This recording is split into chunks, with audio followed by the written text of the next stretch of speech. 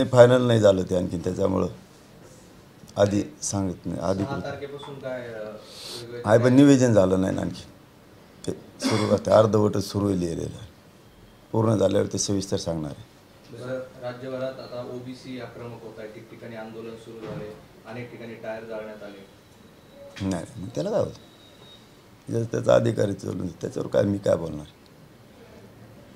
पण ते सगळे जे आंदोलन होत आहेत ते तुमच्या मागणीवरूनच होत आहेत ना. तुम्ही जी मागणी करताय की मराठा समाजाला ओबीसीतून आरक्षण द्या, आणि त्याला विरोध करण्यासाठीच हे सगळे आंदोलन होत आहेत. त्यांची जी मागणी त्यांनी ती करतील, माझी मागणी आहे माझ्या समाजाची, आम्ही आमच्यावर ठाम आहे. त्यांच्या ह्याच्यावर काय बोलायची गरज नाही, ज्याला त्याला अधिकार आहे. मी पहिल्या दिवसापासून म्हणतोय.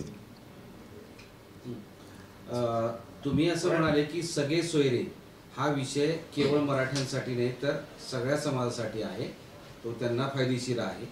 पण आता ओबीसी नेत्यांकडून असं सांगितलं जाते, ती दिशाभूल आहे का नाही तुम्ही त्याबद्दल सांगा, की सगळे सोयऱ्याचा कायदा जर लागू केला तर ओबीसीच्या आरक्षणाला धक्का लागणारच आहे, मात्र अनुसूचित जाती आणि जमातीच्या आरक्षणावरही वरवंटा फिरणार आहे असं त्यांचं म्हणणं आहे. काय बोलावं त्यांना, सगळे सोयरेबद्दल त्यांना हो तेच ना, त्यांना काय बोलावं. SC STला कोणी धक्का लावू शकतं का, जे संविधानानं आरक्षण दिलं त्याला. जर त्यांना काय म्हणायचं ना, ते त्यांचा विषय, मी त्यांच्यावरती बोलतच नाही पहिल्यापासून. त्यांना विरोधक आम्ही मानलेलंच नाही. त्यामुळे आमची मागणी ओबीसी आरक्षणातून ते आम्ही घेणार आहेत. त्यांना काय दिशाभूल करायची कळते, SC STला चांगलं कळतं. SC STवाले खूप हुशार आहेत, कोणाला धक्का लागेल का नाही लागेल, खूप म्हणजे लय हुशार आहेत. त्यांना माहिती आहे त्यांचं आरक्षण हे संविधानानं दिलेलं आहे, त्यांना धक्का लागतो आहे नाही लागत. यांनी सांगितल्यानं काही फरक नाही पडत. पण यांच्यावरती आम्ही बोलतच नाहीत, कारण यांना आम्ही विरोधक मानलेलंच नाही. त्यांना काय आंदोलन करायचं आहे, त्यांना अधिकारी त्यांनी करावं. आम्ही ओबीसीतून आरक्षण घेणार.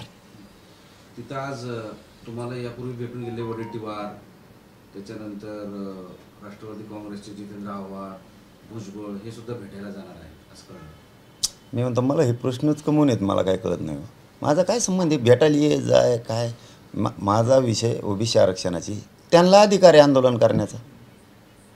बरं, एक कोंडी अशी निर्माण झाली आहे की सरकारला तुमचं ऐकायचं होतं, करायचं होतं. ओबीसी आरक्षण पेटल्यामुळे सरकार बॅकफूटवर आलेलं आहे. यात तुम्हाला जी आश्वासनं दिली आहेत तेही लांबणीवर पडू शकतात, तुमचा वेळ जाऊ शकतो. म्हणजे सरकार कोंडीत सापडलंय. तुमच्या बाजून निर्णय घेतला तर ते पेटणार, त्यांच्या बाजून निर्णय घेतला तर तुम्ही पेटणार. कोंडीत कशाच सापडले, तेच उभा करतात आंदोलनं. कोंडीत काय सापडले, तेच पुरस्कृत करतात आंदोलनाला. कोंडीत काय सापडले, नाटकं करतात. कोंडीत काय सापडले, तेच म्हणजे कोण, सरकार. दुसऱ्याला काही येडं समजते काय ते सरकार. आमच्यात लावून द्यायचं. आमच्यात लावून द्यायचं म्हणजे काय काय शेवटी गाव खेड्यातले ओबीसी मराठा बांधव. सरकार जाणीवपूर्वक बळ देतं या आंदोलनाला, तुमच्या मागण्या लांबणीवर पडावं म्हणून. का शक्यता असू नये, का शक्यता असू नये, शक्यता का असू नये. का घडून येते अचानक, अचानक का घडून येते, का असू नये, शक्यता असू शकते.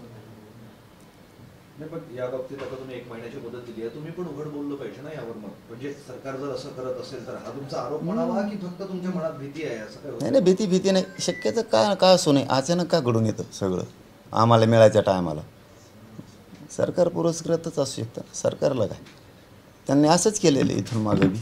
सरकारने घेतलं बाजून स्वतःचं, जनता सगळे विरोधात घालून बसली.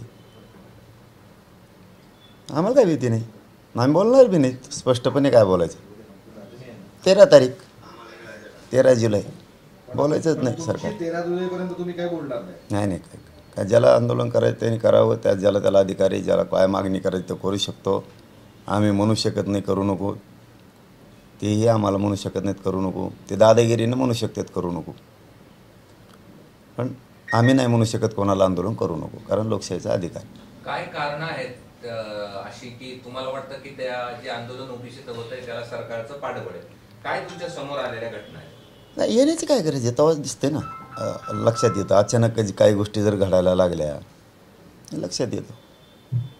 अगोदरच्या याच्यात काय फरक, आता काय फरक, आपलं तेव्हा लक्षात येतं ना. अगोदरच्या याच्यात कसं लोकशाही होतं, आता कसं आहे, सरकारनं काय म्हणजे लय लक्षात येतं हो, तुम्ही पण त्यातलेच येतं, पण तेव्हाच लक्षात येतं. नाही, पण असं काय मॉनिटरिंग करताय तुम्ही, काय लक्षात येतं असं? नाही नाही, शक्यता का असण्याची गरज नाही. असं काय इथून मागच्या तर याच्यात लय फरक पडतो. सर्व निवेदित इतकं येणं, भासा सगळे म्हणजे ते तेव्हाच लक्षात येतो. राजकीय नेत्यांची चळवळ तेव्हाच लक्षात येते. राजकीय नेते कसे टप्प्याटप्प्याने निघाले आहेत तेव्हाच लक्षात येतं. ठरवून असलेलं तेव्हाच लक्षात येतं. तो बस मी येतो दुसऱ्या दिवशी तेव्हाच लक्षात येतं ते. एकाएकीत असं येणं दमादमाने हे ते बांधवाला दोष देऊन काही उपयोग नाही. ते बसलेलं सरकार घडून आणतं. हे तुमच्या आंदोलनाला पण आले होते ना, दुसऱ्याच दिवशी सगळे नेते लाईनने आले होते. नाही नाही, लय फरक आहे बाबू. आम्ही रोज तेच करतो आणि तुम्ही रोज तेच करता. फक्त मीडिया पुढं तुम्ही बोला ना तर मी बोला ना. आता तुम्ही म्हणता हे आंदोलन सरकार पुरस्कृत आहे आणि ते म्हणतात की मराठ्यांचे सरकार लाड करताना आम्हाला दुर्लक्ष करतात. लाड करायला तर आम्हाला 17 दिवस बसले हो उपोषणाला. तिने कोणते लाड केलेत बा सरकारने? त्या 17 दिवस बसले तिने आम्हाला उपोषणाला. मी हे बघा व्यवस्थित हे लक्षात असू द्या तुम्ही, मी त्यांना म्हणतच नाही आहे त्यांनी करावं आंदोलन. मी त्यांना आंदोलन करणारा दोष देत नाही. प्रत्येकाला अधिकार आहे. सरकार घडून आणतं आहे. मी सरकारला म्हणतो आहे, त्यांना म्हणतच नाही. शेवटी एक ना एक दिवस त्यांचंही आंदोलन कधी ना काळी संपणार आहे. आमचं पण संपणार आहे. गावखेड्यात आम्ही राहणार आहेत. सरकार बरोबर त्याचा डाव घडून आणण्याचा प्रयत्न करत आहे, पण सरकारच्या एक लक्षात येत नाही केव्हा त्यांच्याच गळ्यात गुंतणार आहे. तेच अडचणी देणार किती डाव टाकले तरी. 1 महिन्याची तुम्हाला मुदत दिली आहे, पण सध्या महाराष्ट्रामध्ये इंजिनिअरिंग, मेडिकल पासून ते MBA वेगवेगळ्या विद्यापीठाचे कॉलेजचे प्रवेश सुरू झालेले आहेत. तिथे मात्र पूर्ण फीस भरून प्रवेश घेण्याची वेळ मुलामुलींवर आली आहे. त्याबद्दल तुमचं काय म्हणणं आहे? आता वेगवेगळ्या भरती पण शिक्षण पोलीस भरतीमध्ये ज्यांच्याकडे कुणबी आहेत त्यांना OBCतूनच घेतलं पाहिजे. त्यांना कोणी जर EWS ECBCतून फॉर्म भरलेले असले आणि त्याच्यानंतर जर त्याच्याकडे कुणबीचं प्रमाणपत्र आलं असलं, सरकारनं तो मार्ग खुला केला पाहिजे. कारण EWSमधून इकडं कुणबीचं प्रमाणपत्र असल्यावर त्याला OBCत येता येत नाही. ते एक तर व्हायलाच पाहिजे. ॲडमिशनमध्ये आता मला माहीत नाही मुलींना शिक्षणात सवलत द्यायला लागले की नाही. मी तर तुम्ही आत्ता सांगितल्यामुळे मी आजच्या आज लगेचच माहिती घेणार आहे त्याची. आता सरकारनं मोफत केलेलं आहे, ते काय करतं ते केलं की नाही तेही बघतो.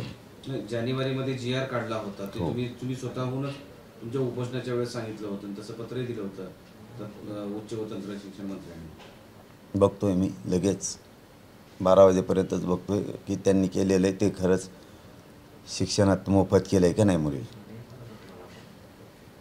बच्चूभाऊ कडू असं म्हणाले की मराठा आरक्षण आणि OBC आरक्षण या संदर्भात जरांगे पाटील आणि भुजबळांनी एकत्र आलं पाहिजे.